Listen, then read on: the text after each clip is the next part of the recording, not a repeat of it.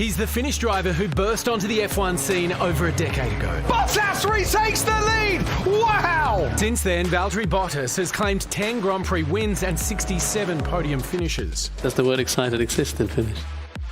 Kind of. Yeah? Yeah. Racing chops aside, he's known for being a free spirit, both on and off the track. To whom it may concern you. And for getting a haircut that we're taking as a nod to us Aussies. Mullet life is good. It's the best life I've had so far. He's also partial to getting his kit off. Now Valtteri's in town, stripping down again as he trades his car for a bike, alongside pro cyclist and Aussie girlfriend Tiffany Cromwell. I try to raise awareness of sometimes not taking yourself too seriously, and keep it fun.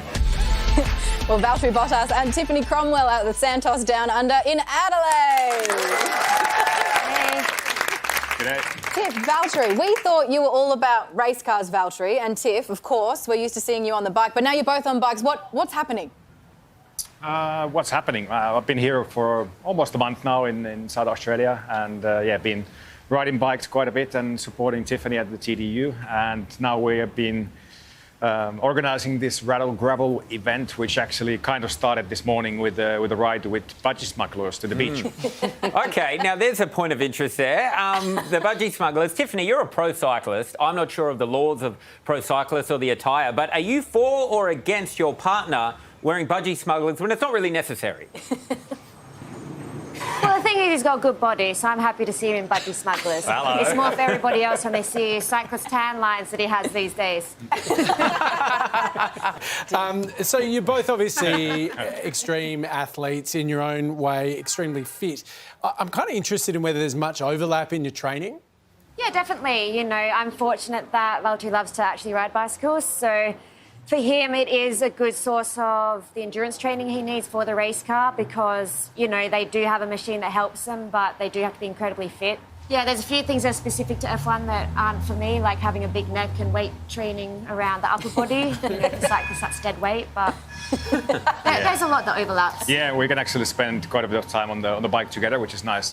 What about, is there anything you guys do slowly together, or is it all just like vroom, vroom, vroom? Everything is pretty fast. Yeah. Well, not everything, but we can leave that to the imagination. So, Valtteri, your team was known as Alfa Romeo. It's been officially rebranded to Stake F1 Team Kick Sauber. Was that deliberately difficult to remember and say? Was that the intention?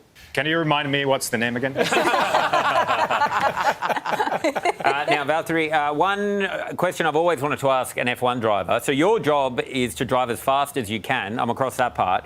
But do you ever get really frustrated when you're just driving to the shops and you're like, God, you guys don't know what I'm capable of? Actually, honestly, no.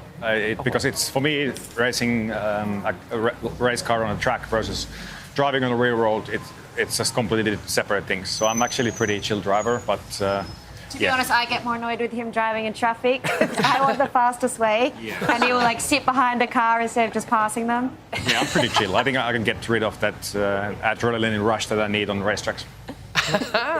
Well, Valtteri, you've got an Aussie girlfriend, you're sporting a mullet, you're getting around in budgie smugglers. Does that mean that we can now call you an Australian F1 driver? You can.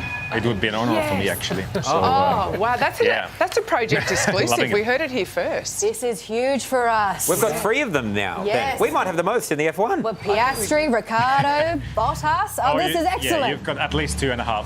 OK, all right. Valtteri, Tiff, thank you so much for your time. Oh, thank you. Yeah, thanks for having us.